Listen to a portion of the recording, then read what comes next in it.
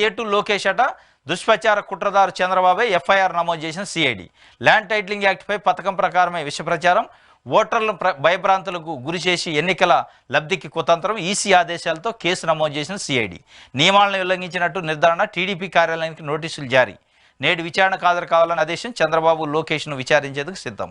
మొత్తానికి land titling act అది గుదిబండ, ప్రజల మెడకు ఉడతారు, మొత్తం ప్రజలకు సంబంధించిన భూములను గుంజుకుంటాడు, భూ మాఫియా యాక్టు, రకరకాలుగా తప్పుడు ప్రచారం చేశారు. తప్పుడు ప్రచారం నుంచి వైఎస్ఆర్సీపీ ఎన్నికల సంఘానికి లెటర్ రాసింది, కంప్లైంట్ చేసింది. ఎన్నికల సంఘం ఏపీ సిఐడికి ఆదేశించింది. దీనిపైన సమగ్రంగా విచారణ జరిపి సంబంధిత వ్యక్తులపైన చర్యలు తీసుకోండి అంటే దాంట్లో A1గా చంద్రబాబు నాయుడు, A2గా లోకేష్, ఇంకా మిగతా కొంతమంది ఒక 10-15 మంది ఉన్నారట. Social media wing Telugu Desam party మొత్తానికి అయితే నమోదు చేశారు.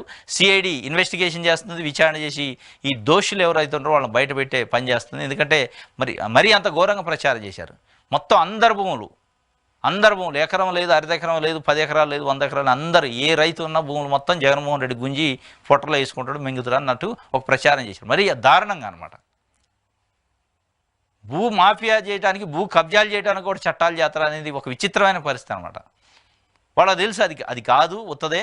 ఆ చట్టం వల్ల ఉపయోగాలు ఏం తెలుసు, దాంట్లో ఉన్న లోటుపాట్లు ఏం తెలుసు, దానివల్ల లాభం ఏం జరిగింది అన్నీ తెలుసు. కానీ ఎన్నికల కోసం 4 ఓట్లు పట్టడం కోసం ఆడిన అబద్ధం ఆడకుండా మళ్ళీ ఆడే పరిస్థితి. దానిపైన నిన్నైతే సిఐడి A1గా చంద్రబాబు, A2గా లోకేష్కి ఎఫ్ఐఆర్లో చేర్చారు. మరి ఏమైందో చూడాలి.